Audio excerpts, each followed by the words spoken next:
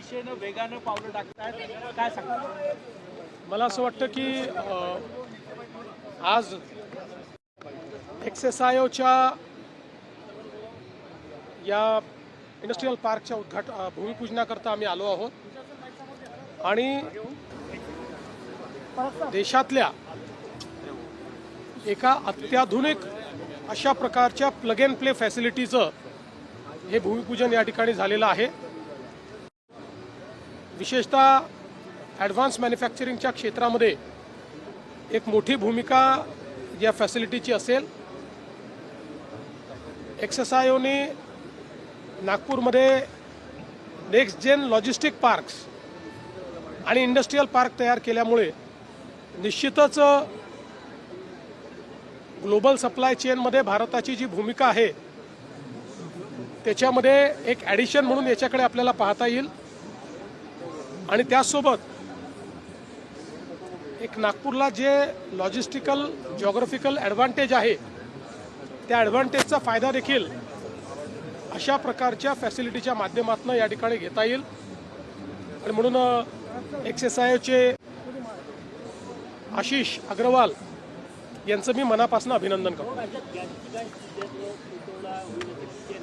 असं आहे की माझी माध्यमांना विनंती आहे की नागरिकांमध्ये विनाकारण भीतीचं वातावरण तयार करू नये।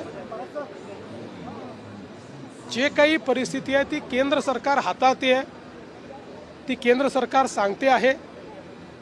विनाकारण वेगवेगळ्या बातम्या दाखवून हे घडणार ते घडणार ते घडणार असं सांगून नागरिकांच्या मनामध्ये भीती आणि संभ्रम तयार करणं हे देशाच्या आणि समाजाच्या हितात नाही आणि काल हेच केंद्र सरकारने देखील स्पष्टपणे सांगितलेलं आहे। बजेटमध्ये हे नागपूर आणि विदर्भाला भरभरून मिळालेलं आहे,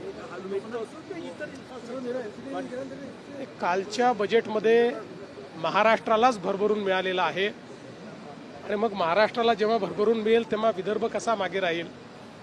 त्यामुळे विदर्भाला आणि महाराष्ट्राला आणि मला असं वाटतं की अनेक गोष्टी असतील पण विदर्भाकरता सगळ्यात मोठा गेम चेंजरचा प्रकल्प हा वैनगंगा नळगंगा इरिगेशन प्रोजेक्ट जो आत्तापर्यंतच्या आपल्या इतिहासातला सगळ्यात मोठा नदीजोड प्रकल्प आहे त्याला आपण प्रशासकीय मान्यता देऊन काल बजेटमध्ये त्याची घोषणा केलेली आहे।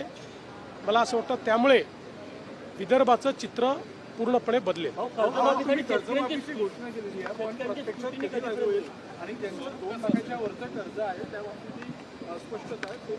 असं आहे की आता मी घोषणा केलेली आहे त्यामुळे त्याबद्दल कोणाचे मनात संभ्रम नाही। काही लोक वेगवेगळ्या गोष्टी पसरवण्याचा प्रयत्न करतात। कोणी म्हणतं राष्ट्रीयकृत बँकेची होणार नाही, कोणी म्हणतं जिल्हा बँकेची होणार नाही, कोणी म्हणतं या सोसायटीची होणार नाही, कोणी म्हणतं त्याची होणार नाही। आम्ही 2 लाखापर्यंत कुठलीही बँक असो ज्यांना पीक कर्ज द्यायचा अधिकार आहे अशा कोणीही दिलेलं पीक कर्ज हे आम्ही त्या ठिकाणी माफ करणार आहोत।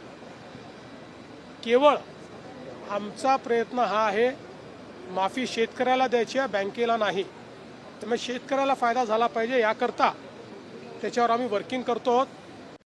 आम्ही यापूर्वीच सांगितलेलं आहे की 30 जूनच्या आधी आपण कर्जमाफी करणार आहोत। त्यामुळे आता बजेटमध्ये ती आली असल्यामुळे आता पुढच्या कारवाईला सुरू होईल। कमिटी याच्यावर काम करते, कमिटी बाकी सगळ्या गोष्टी या ठिकाणी सांगेल। एवढंच सांगतो जुन्या कुठल्याही कर्जमाफीपेक्षा चांगली ही कर्जमाफी असेल। शेतकऱ्यांना याचा मोठा दिलासा मिळणार आहे। नवीन खरीप